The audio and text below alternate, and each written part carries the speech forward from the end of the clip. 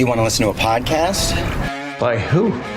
Georgia GOP Congressman Doug Collins. How is it? The greatest thing I have ever heard in my whole life. I could not believe my ears. In this house, wherever the rules are disregarded, chaos and mob rule. It has been said today, where is bravery? I'll tell you where bravery is found and courage is found. It's found in this minority who has lived through the last year of nothing but rules being broken, people being put down, questions not being answered. And this majority say, be damned with anything else. We're going to impeach and do whatever we want to do. Why? Because we won an election. I guarantee you, one day you'll be back in the minority and it ain't going to be that fun. Hey everybody, Friday Finest is here. We're ready to go. We're without Chip. Chip is up playing. He's hiking, he's hunting, and he's fishing, all while he's on the golf course. So, look, Chip likes to get the most out of his trips, as you know from our experience here on Friday's Finest. Chip is one to take in all adventures. So his golfing trips typically turn into hiking, hunting, and fishing expeditions. And now he's actually out somewhere near the coast. So sharks, look out. Chip is on the golf course. So be ready for that. With his son, but congratulations, his son's getting ready to graduate and they're out on a trip. So we're glad to have today. It'd be just James and I going through the multitude of things that we can talk about. There are some interesting ideas. I think that since our last conversation, we were discussing some of the moves in free agency. We now know some stuff that has happened. James is thoroughly excited about the prospects for Kirk Cousins and the chance for him to move to another franchise, and I'm sure he'll share those wonderful thoughts with us as we get going here in just a minute. But a lot of other things, and also, by the way, if you had Bitcoin last year or a year or two ago at 67,000, and you watched it go all the way down to 18,000, well, guess what? It's back at 67,000. You talk about a stable investment. There's you a stable investment. Bitcoin. We'll talk about that, and also talk about big thing. One of the big things that came into my life as I was growing up, went from a station of 3 television stations, well, 4 if you count PBS, to cable TV that opened up the world. MTV, HBO, and all those things. Now cable TV is on its is dying out slowly before our eyes to streaming. We'll catch up with that all today on Friday's Finest. Hey folks, when you look out and you see the country and just the disarray it is, you see the Biden administration, you see the wholesale prices have just went through the roof again. Inflation is tearing us up. If you have your finances all impinged in just a few areas, if you're just in stocks and bonds and you're not diversified, I got some news for you. You need a navigator. You need somebody to help you get to where you need to go with those finances. And I can't think of anybody better to do that than my friends at Legacy Precious Metals. You need precious metals in that portfolio. You need gold and silver. And Legacy Precious Metals, the folks there, they're the navigators. They know how to deal with tough times. They know and how to look ahead and take your personal situation and make it something that can be workable for you in the long term, because that's at the end of the day, that's the one you're most concerned about. You need to make sure that your personal finances and your retirement are secure. You need folks like Legacy Precious Metals helping you in that. They will take the time to learn you. They'll learn your finances. They'll learn where your investment goals are, and they'll help you get there. And metals and gold right now in this kind of crazy inflation, in this kind of crazy economy with the Biden's economy is just, you need that help. And Legacy Precious Metals is the one to do that. So give Legacy Precious Metals a call, 866-528-1903, 866-528-1903, or you can always visit them online at legacypminvestments.com, and you can download their free investor's guide. Legacy Precious Metals, they're the ones you need. They're the navigators to help you through these turbulent times. Hey everybody, Mike Lindell and the MyPillow employees want to thank all of my listeners, the great Doug Collins podcast listeners, for your continued support. To thank you, they're offering an overstocked clearance sale right now for the best price you ever use when you use the promo code Collins, COLLINS, and you get free shipping on the entire order. You get 50% off the MyPillow 2.0, the brand new flannel sheets that just arrived and won't last long. Get six-pack towel sets for only $29.98. And take advantage of the free shipping on larger items like mattresses and mattress toppers. 100% made here in the United States and on sale for as low as $99. Everything is on sale, from the brand new kitchen towels that have the same technology as the bath towels that actually absorb, dog beds, blankets, couch pillows, and much, much more. To get the best specials ever, go to the mypillow.com, and use the promo code Collins, COLLINS, or call 800-986-3994. and use the same keyword Collins, Collins, and get free shipping on your entire order while supplies last. My Pillow products, thank you. Y'all go check them out. All right, we're back. James, welcome back to Friday's Finest. Glad you're here. Hope everything is well in warm Texas, I hear. Oh, it's beautiful here, Doug. Yeah, I don't know if people know this, but I don't know if we talked about it on the show, but my brother recently bought a house. So where we moved is a very nice area. And it's a little New Jersey-ish in the sense that we're by water. Okay. There is a giant lake where I live. And so I drive past it a lot, and there's cranes everywhere. They're fixing stuff. There's boats. I feel like I'm a little bit at home, you know? A lot of trashy people here, a lot of auto body and mechanic shops around here. That's my kind of town, you know, just like guys who are fixing things on a constant basis. I don't know, it's nice. And then I got they have classy basketball courts that nobody uses that have to be, I don't know, $10,000 to build. I'm using it by myself every day for free. It's been fantastic. There you go. Well, see, and you get all that stuff. You're going to have fishing, you're going to have hunting, you got all kinds of stuff going out there in the burbs. You know, that's just a nice. I'm a burbs kid. I've always been a burbs kid. I've done the city thing a couple times. I'm a burbs boy at heart. There you go. Well, just getting lost in the woods, you know? Well, you know, just remember, though, for all these nice temperatures, you got 110 waiting at you in June. So, you know. And I will not be here. So, goodbye. No, anyway. So let's, Doug, let's dive in. Let's why don't you just rip the Band-Aid off real quick? Okay, well, let's rip the Band-Aid off. Last week we discussed with Chip and James, and of course I went into my, and I continued to have my suspicions of the Caleb Williams situation. But now. Which you are not alone, my friend. You are not alone. I'm a trendsetter, baby. The Doug Collins podcast, Friday Finest. I'm a trendsetter. I hate this so much because we get this is actually I respect you more than I respect every other person who talks about this. You said it during the season. You said it last year when everyone was talking about him being like Jesus out there. You brought this up from the beginning. All these people are turning on Caleb Williams, and I don't like it. Listen, if you started not liking Caleb Williams, I'm fine with that. But now it's trendy not to like Caleb Williams, and it's really starting to piss me off. Because that's the problem, right? Because in my opinion, you did it. You were like, I don't like him. I don't think he's this guy. It's not about talent. It's about the other stuff. And plus, he didn't show up in big games. All right, you had a valid argument. You made it. You also made it last year, and you made it during the season. Now, all of a sudden... I like to be consistent, James. Now, J.J. McCarthy is in the top 5? Get the hell out of here. I'm not having it, Doug. I'm not doing it. J.J. McCarthy, their game plan was to force him to throw the football, and now he's going to be one of the top quarterbacks taken in the draft? Tell me how that makes sense. Well, again, this is where I believe, and we've talked about this before, and Chip, we've talked about the importance of a quarterback. This is where we've now come to what I was trying to make the point. Again, it's tough being Nostradamus in this world. I'm telling you, okay?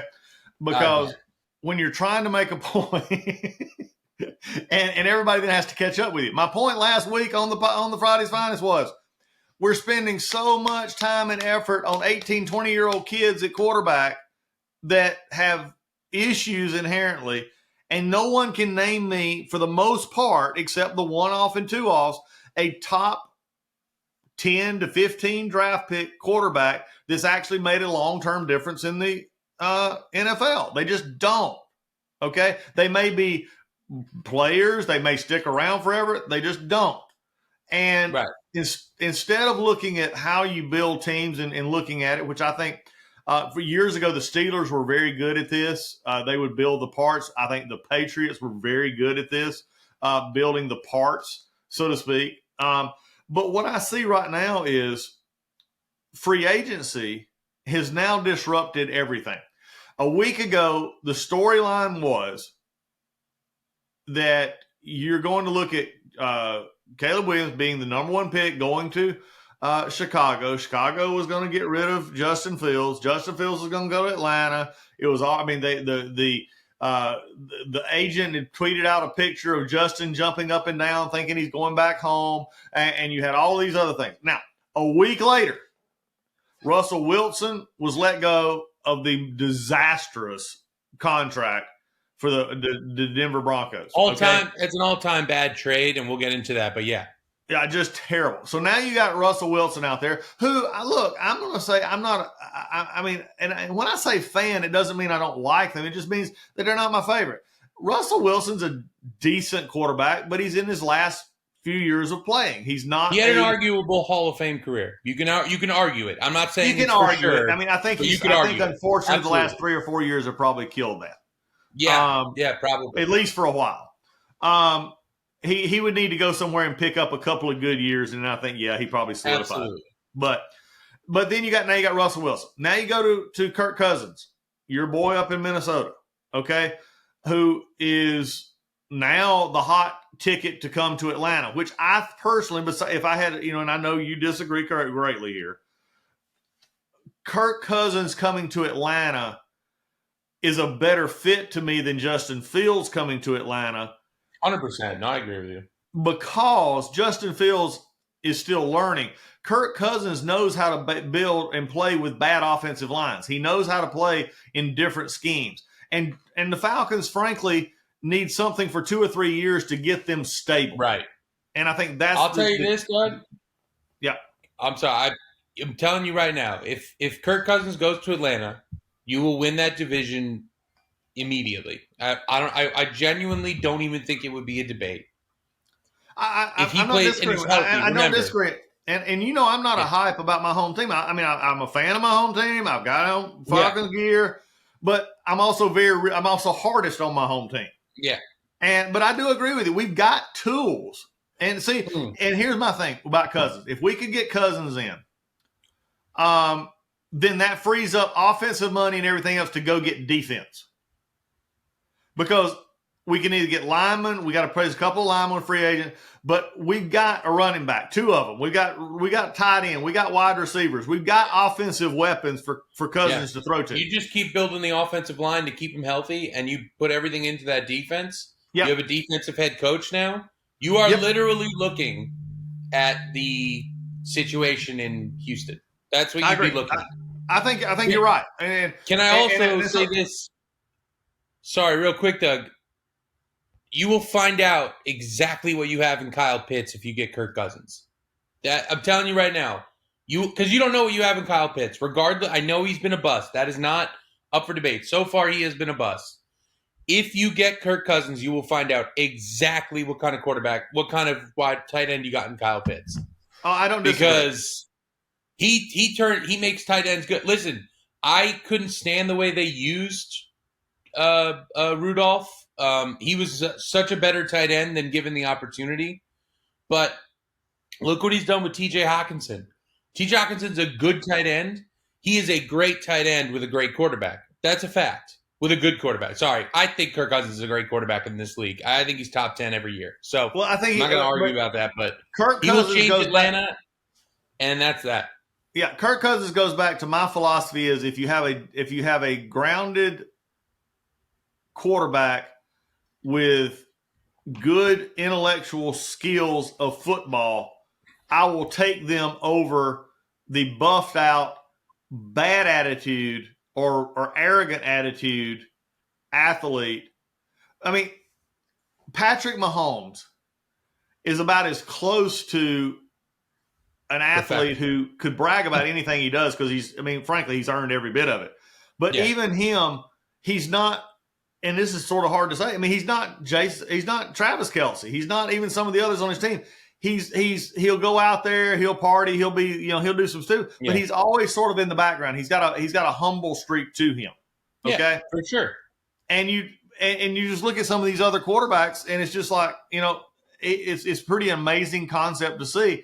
And then you've got, and I'm going to take this a step further. Now you got the Giants supposedly giving up on Daniel Jones. You've got as you said, J.J. McCarthy is now being looked at by the Patriots. I think that one's a bust. Okay, again, I don't even think it's a bust, Doug. I don't think it should be labeled one.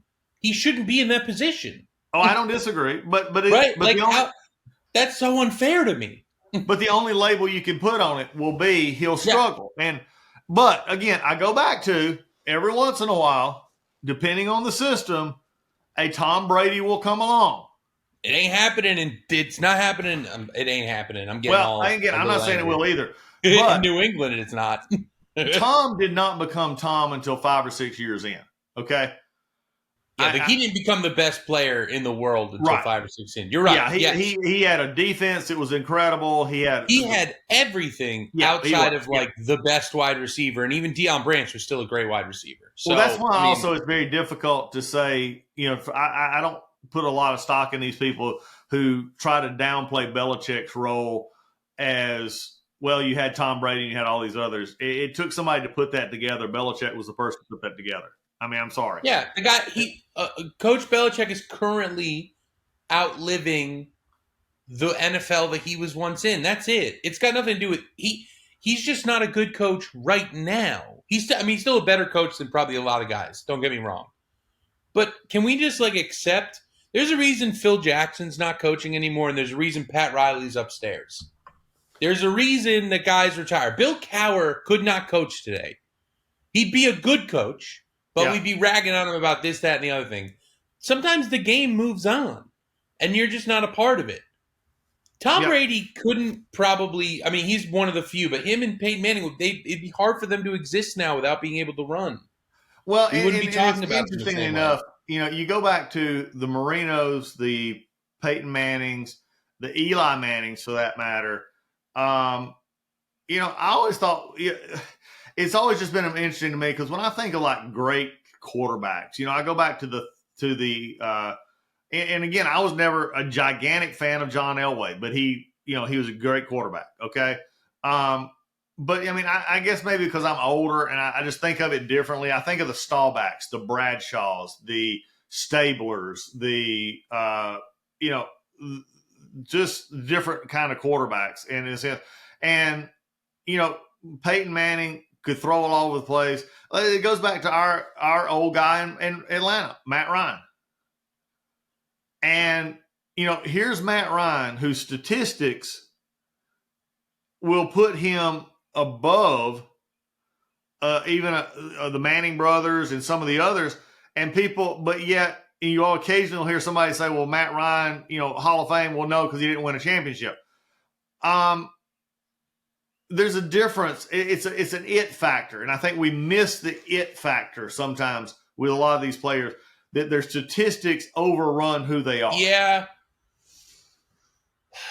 That's true. Otherwise, why would Matt Ryan not be if considered? You want to use Matt Ryan as an example, I feel like it's Matt Ryan. I loved Matt Ryan. I know that people had their issue with him, but I feel like Matt Ryan did a lot of great stuff in Atlanta. Atlanta was not relevant until he got there for 10 years almost. If you're saying that his stats are probably a little blown up, but that's because he had three great players on his team. He had Roddy White, Julio Jones, and Antonio Gonzalez. And we can't forget about the great one season of who was the running back? Oh, man, Doug, I'm so mad right now. I'm so mad I can't. Devontae Freeman. That man had one season where I thought, I was like, there he is. There's the future of Atlanta running backs. Next season, he doesn't even exist. Yeah, it's just, Well, the problem with Matt Ryan is, again, it's the playoffs. It's the, not getting anywhere. And also, frankly, a lot of Matt Ryan's yardage, or what I'll call junk yardage. They were in the third or fourth quarter when either they were trying to get back in a game because they were so far out of it. So again, for those of us who are Ryan, or Falcons fans, it's like Tony Romo. I may touch a sensitive subject here, but I don't know if Tony Romo should have been a Hall of Famer. Tony Romo's not a Hall of Famer. I thought he did. God no. If Tony Romo gets in the Hall of Fame, I'm batting down the doors. They put Yeah, Kirk Cousins in the Hall of Fame. But yet you still have people talk about him as if he is. You know what I'm saying? Yeah, because they're idiots. Because Well, there's a group of people. They're called Dallas Cowboy fans, and they should all be arrested. Did you know that? Like some of these weird stats of Ryan. Ryan ranks second in NFL history all seasons in turnover rate, 2.8%. He ranks fourth in fumble rate, 0.78, sixth in sack percentage, 4. Again, all three of those stats are based on all career numbers rather than just the first 5 seasons. He has most wins in a regular season. Ryan has 56 regular season wins of any quarterback through 5 years, largely to his 23 game-winning drives. He ranks third behind Dan Marino and Peyton Manning in yards and touchdowns. Think about that. Yeah, Matt Ryan had a great career. I think he's a Hall of Famer. But again, I'm not sure I do. And I don't. Someone who watched him the whole time. Right. Well, first of all, I do love me some Matt Ryan. I think it was something about him being at Boston College I just thought was cool. I don't know. But he's a great guy. Don't get me wrong. I mean, I just think the thing with Matt Ryan. I think the thing with Matt Ryan is like, yeah, I know he didn't have a ton of playoff success, but like, I put him up there with Phillip Rivers as like, yeah, well, that never had enough on the other end to help him out. Yeah, I agree, and that's why it's so unfair to judge singular players by the teams they play, by individual players by the teams they play on. Yeah, I think championships are tough in the NFL too. I think, like in basketball, we don't have to take it here forever, but when you're talking about being great, right? You can be a great quarterback. You can put up the craziest numbers you've ever seen and not win anything. Dan Marino, it may probably going to end up being Josh Allen, in my opinion, too. The stuff these guys do is insane, and I think we should judge them on that. Championships are hard. They're in an era with people. I mean, for God's sake, Tom Brady stopped so many people from getting a Super Bowl. The fact that Eli Manning has 2 in that era is probably the only reason he's going to get in the Hall of Fame, right? Like it's a miracle that Eli Manning has 2 Super Bowl rings. I genuinely believe it is a literal miracle. I don't know how it happened. I don't know how they got there. They had 2 of the greatest playoff runs of all time, and they had no business being there to begin with. So when you talk about like individual stats, like I said in basketball, if you're one of the best and you're not winning a championship, that's going to be on your resume forever. We're going to talk about Chris Paul not winning a championship forever. But realistically, as much as we talk about it with Dan Marino, we still remember Dan Marino so fondly because he was so good and how hard it is to win in a winter Super Bowl. Yeah, Allen Iverson. Yeah, Allen Iverson didn't win a championship. He went to one, and we talk about that. And he got a Post Malone song out of it. So, listen, if Allen Iverson had won a championship, we would be discussing him as a top 3 all time. But because he didn't, he gets bumped down to 5, 6, or 7. That's a real conversation. But if you watched him like I did, you can't be 6 feet tall and be doing all that. That's the most incredible thing I've ever seen in my life. So anyway, I don't have to get on my soapbox about Allen Iverson. I don't want to go down that road. But he went on. But I think what we said, where this rabbit hole started was the fact that now, and we should have known this, okay? And we didn't. Free agency and the franchise tags changed everything. Okay, franchise tag ruined everything, and so now franchise tag. So now you got Barkley. I mean, look at the running backs, folks. And I know this, but we're doing deep football dive here.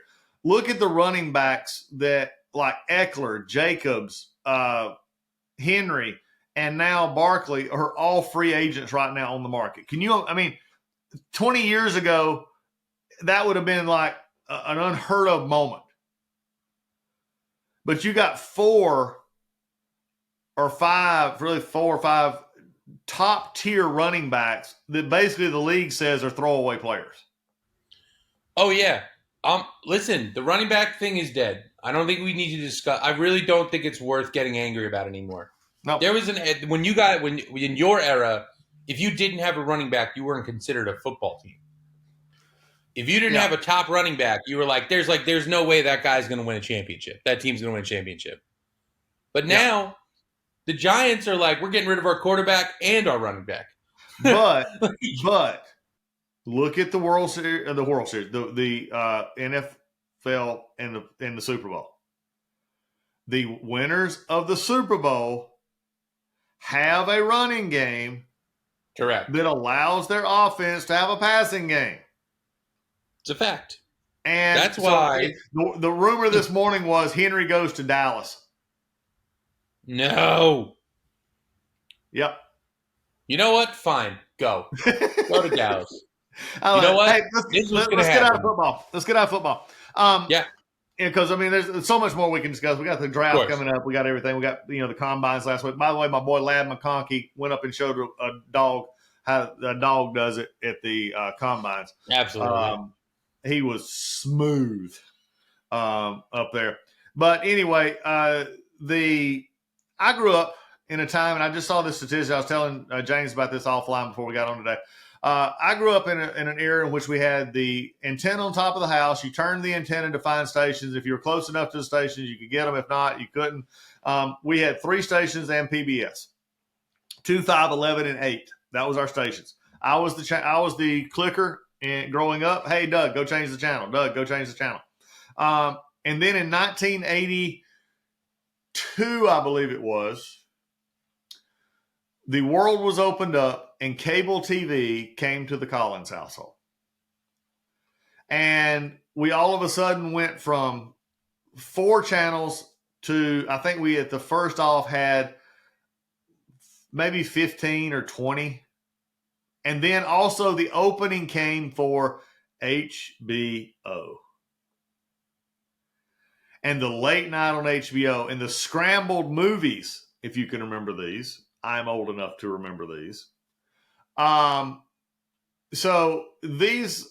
I put that in context for those of us Xers out there who are raised on a lot of things. Nowadays, cable opened the world, took out basically the TV as we know it, and now cable TV is going the way of the old rabbit ears on the back of the TV. Cable is dropped off tremendously, and we're seeing Disney dropping from over 1 million viewers in night to less than 100,000. USA Network. I mean, think about this. USA Network is, dropped just off the map. And I remember USA, you had all the Law and Order reruns, you had everything else going on. It's just amazing, James, how streaming has now taken over. We've gotten rid of cable at our house. We're about 6-8 months ago, we went to streaming and wouldn't go back. God, no. First of all, when streaming took over, and I think we all were aware that the prices would eventually even out. But, Doug, I don't know about you, but I remember my mom on the phone arguing with these people like, I don't need this, I don't need this, I don't need this. I don't know why I'm getting charged for this. There's no world where I'm getting this. Paying $200 plus, blah, blah, blah, whatever crazy numbers it was. And then all of a sudden they're like, well, Netflix has pretty much all that and Hulu has all that and all you got to do is pay $50 a month. And you're like, yeah, okay. You got it. The world I grew up in was VHS and cable. Then the DVD. Then streaming. And then everything else died after that. Everything. If you have a DVD or VHS in your household, save them. They might be worth $1 trillion in 200 years. Yep. We've got because boxes. They're dead. We've got boxes upstairs and downstairs because my kids hit the age when Disney in the 90s decided to go back and put out all their old films on VHS. That's correct. We have all the same ones, every one of them. Yeah. I still have my Land Before Time VHS, which stays in the house. My mom used to get us one every year for Christmas, so we have all of them. It's nuts. The fact that I have the Land Before Time collection is just silly. But I know that's not Disney. Well, let's get into Land Before Time there, James. No, I don't want to do it. That's that movie. If you don't cry during Land Before Time, you're an emotionless monster. Um, it does. It makes me cry every time. But So we can get Doug, back to the very fact that Kevin Costner films like Draft Day and For the Love of the Game and Field of Dreams are the bomb. I mean, everything you mentioned, but Draft Day is a great movie. Great movie. You're not going to get me to say it. I'm just going to tell you right now. I would rather watch Waterworld on repeat than watch that god awful Draft Day movie. Oh my. I would no, but listen. When cable, when I was a kid, I came home. Yeah, we watch. You put on ESPN that ran all day, or if you were my age, and I bet your son knows about this, 100%, MTV Hits. So MTV was like kind of just doing a bunch of reality shows when I was a kid, so they kind of stopped doing the music. But we had MTV Hits, which was music videos all day, every day, and that's what you threw on. And then occasionally you would scroll through the channels and a movie you weren't allowed to watch that your parents wouldn't let you watch was on cable with no cursing, and you got lucky. That's what cable was. And I loved it. And we were super excited about it. Then they came out with the DVR, and then we just were like, well, I don't have to watch this now, so I'm going to go do whatever I want. And that's what streaming is. Yeah. Well, the interesting part is see, one of the first things that I was so happy to get on my cable was MTV, and it actually played music. That was what it was. You know, I got cable about the same time as they came on with the first video that said "Video Killed the Radio Star." I remember MTV is only having 2 or 3 videos that they could use an hour, and they had filler music in there in the hours, and they had the VJs who you can still find on Sirius XM, the '80s channel. You know, are still there. And I tell you, okay, while we're at this, talking about cable and talking about the life that we don't have anymore. You ever want to take a stroll back on memory lane? For me, is if you have Sirius or folks out there doing it, you do the '80s channel. They do the VJ Top 40. And they'll go back and do the Billboard Top 40 for that week in the 1980s, whatever year it is. Oh, but yeah. But the 70s channel does Casey Kasem and the American Top 40, the original American Top 40 that Ryan Seacrest, I guess, now does. I'm not sure. But Casey Kasem did it forever. Casey Kasem was at the end of the show, he'd always say, you know, keep your feet in the ground and keep reaching for the stars. And back in my time, in the late, especially when they do from like 76 on through 1980 on Casey Kasem on that countdown, I was probably listening to those as they came up, and I would have my little boom box, what I called it, and my radio that had a cassette recorder on it, and we'd have blank cassette tapes, and we would tape the music because we didn't know when we would hear them again. Yeah, that's I'm old school. That is what my mom did. She told me about that, which guys, you guys are so old. No, but in all seriousness, like, and I've still got some of those tapes. So I'm sure you have an incredible record collection too. My mom has one too. I got rid of it, but I've started it back. Did I tell you about this, James? That my boys. You said you were going through it the other. You said a couple of weeks ago you were going through it, or a month ago. I don't remember. They gave me a record player for Christmas, and I've had a blast. That's it. That's what it was. Okay, so I am remembering it. Listen, I'm going to be honest, and we're not gonna go into my full criminal history as a kid, but speaking of things that died, CDs died too. Right? Oh, yeah. Obviously, that died pretty fast. But I remember we would go into a Target or Walmart. I remember which one it was. And we wanted the new Eminem CD. Me and my brother were dying for the new Eminem CD because, you know, that was the era. And we knew my mom wasn't going to let us have it. You were a Slim Shady to start with. Oh, yeah. So we devised a plan to steal the Eminem CD from Target. Or actually, it might be even sadder. It might be Caldor's. I don't even want to get into that. That store doesn't exist anymore. Statute of limitations is run now. Okay. Yeah, but we stole it. But this is how stupid we were. We stole it, but then we played it in the house. My mom knew she wouldn't buy that for us, so she asked us where we got it. She goes, "Well, did you guys just steal that from the store today?" And we're like, "Nope, wasn't us." Like as if somebody else stole it for us. We were the dumbest children on the planet. We went to the store, stole the CD, and then played it in my mother's house. What while she was home. How stupid do these it literally it kills me every time. Every time I do something I think about the fact that like, man, if you were a criminal in real life, you would be arrested immediately. Anyway, you proved that you and your brother were taking the shallow end of the gene pool in that one. Yeah, it was not it wasn't our finest moment. I mean, I learned from it and found a better way to steal, but but in all seriousness, like that CDs died too, all that stuff. Like I feel very nostalgic, but there is something, Doug, about cable that can't be replaced, and that is, and I think we may have discussed this already on another show, is finding terrible movies by accident. Oh yeah, that's what cable was all about. Yeah, it was being forced to watch something you would have never picked on Netflix. No, that's something Lisa and Jordan, because we're here, when I'm at home and I'm not traveling at night, we watch movies. That's what we do. We don't watch. We're not sitcom people. Lisa doesn't like sitcoms, 30-minute sitcoms, or any of those things. So we just don't do it.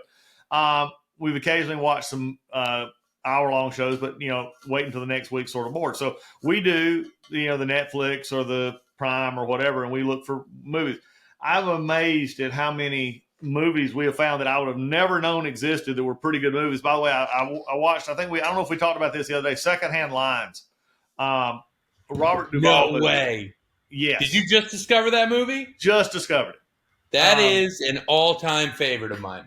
Love that movie. And like I said, didn't know it existed until I saw some people showing some stuff on Instagram with it. And but we got to watch. So we watched movies that we never watched. But I tell you what was funny is it was on Netflix one night. We're going through and we saw this movie that looked interesting. And we started playing it and we realized it was the same movie we had seen before. They changed the name. What? They literally changed the title of the movie. What movie was it? It was a movie about Ben Affleck was in it, and they were stealing money in South America and from these drug lords or whatever, and they were all military, paramilitary, and they were trying to get over to the coast, and then they ended up losing most everybody. Anyway, it was trying to take all this money, and they couldn't get over the mountain. Then they had to go over the mountain, and they were being chased. Is this a newer film? Yeah, it's fairly new. Look up Triple Ben Frontier. Ben Affleck will be where you find it. Was in Triple Frontier is the name of the movie, right? Let me say. Hang on a second. All right, we're looking at this. Ben Affleck movies. Because I'm curious now.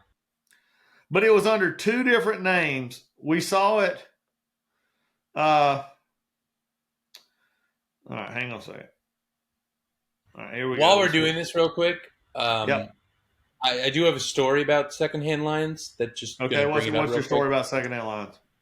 So the kid from Secondhand Lines, Haley Joel Osment. I may or may not have run into him. I didn't totally confirm it, but I was at a Subway when I used to live in Philadelphia, and I was at a Subway restaurant because students got to eat for like $1 there, and I'm standing there, and I look to my left, and I'm like, I know who that is. And I couldn't and I just looked at him and I was like, hey, are you the kid from Secondhand Lions? Not thinking about the fact that this kid was in The Sixth Sense, AI, so many other things. And I just looked at him like, you the kid from Secondhand Lions? And he just goes, yeah. And I was like, cool. You want to party with me and my friends at Philadelphia? And he looked at me at the school and he looks at me and goes, no. I was like, all right. Sorry. Didn't mean to. I mean, I realized I asked a famous person to come to my college party, but still. Anyway, so I'm still trying to look for it. Are we talking about Triple Frontier here? Yeah, it is. It's called Triple Frontier, but I swear to you, they had a different name on it the first time we saw it.